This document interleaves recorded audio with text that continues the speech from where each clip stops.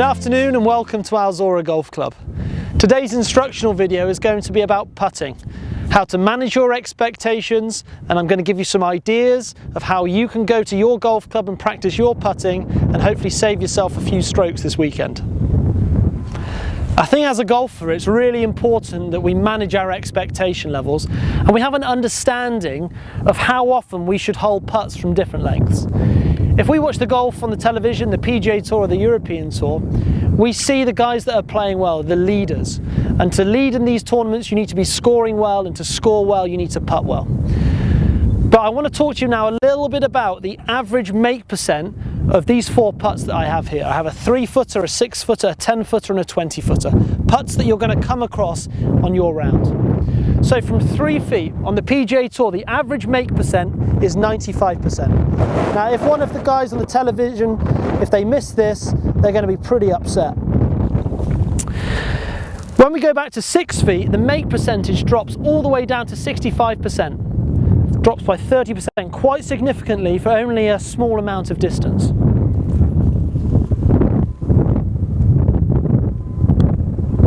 Okay, I'm good so far.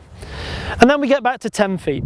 The make percent goes all the way down to 38%. If we watch the guys on the television, the guys who are winning on a Sunday, it looks like every single one of these tends to go in the hole. I've got that one as well. And then we go all the way back to 20 foot. Only 14%, or the average make rate is 14% from 20 feet. So from here, if it doesn't go in and it finishes somewhere near the hole, we probably shouldn't be that upset. Okay, I missed that one. The guys on the television, the professionals, they play on consistent speed greens week in, week out. And they play on the best putting surfaces in the world. So this is going to be part of the reason why their make percentages are what they are. So we can't quite expect to be at their level, but it gives us a ballpark figure of how often we should expect to hole a putt from a certain length. I think that we'll all agree that standing on a putting green for a long period of time practicing putting is very difficult. I think we've all had those days where we've gone out and we've played golf and we've putted really well. We've holed everything and we haven't practiced our putting for weeks. And then vice versa, perhaps you've practiced your putting every day in the week, you get on the first green in the tournament on the weekend and you 3-putt it from 15 feet. So it seems quite hard to notice an improvement in putting, but I believe if you continue to practice it regularly, you're going to continue to slowly get better. Now what I'm going to do today is I'm going to show you a few exercises that I do to practice my putting, and perhaps you guys can try these at your home club.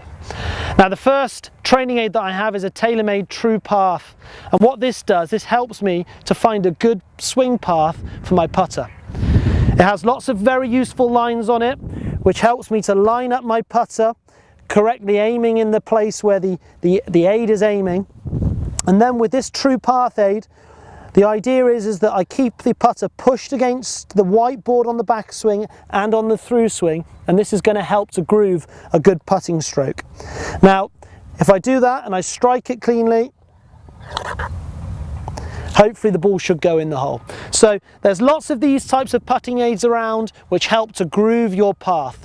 It's a very good training aid and it's quite easy to set up, and it's going to be easy to spend 15 or 20 minutes every time you practice using one of these. Another one of the putting aids that I use is the David Peltz putting tutor, and this is only small. You might see Phil Mickelson, he uses this often before he plays in tournaments. Now this is one of the most difficult putting aids around. It's a small little black triangle, and at the front here I've got 2 ball bearings where a ball just fits through the middle. Now if you don't start the ball on line, it's going to hit those ball bearings and they're going to come off and the ball's not going to start in the right direction. So again, it's very much aiming orientated. You line the putter up at the back parallel with the back of the putting aid, and then you're trying to set the ball off down that white line, and hopefully I'm not going to hit those 2 ball bearings. And then if you've aimed it upright, that the ball's going to go in the middle. This one is very, very good for practicing starting the ball on line, and it's going to help you to really get a good strike on the ball and hopefully not starting it too far to the right or left. And then one of the last drills that I do is a game which is called Round the World. Pretty common. If you go to most golf clubs, you'll see a junior do it or a good player do it. So what I do is I put 8 tees around the hole, and this distance which I have here is 3 foot. And when I'm practicing, I go round 5 times, so I have 40 putts at this length, and I count how many I get in. So every time when I'm doing this, I start to practice my routine. I always put my ball down, how I do it on the course, and I go through my whole routine. So it's in next to the ball, I do my 2 practice swings looking at the hole, I line my putter up to the target, and then I let it go. So after that's gone in, I then move on to the next putt on the next tee. And the reason we do this is so that you get to putt uphill, downhill, left to right, right to left. And counting, so I've done 1 from 1, and as you go round, making a note of what you've done, and then next time you come back, you can try to beat your record.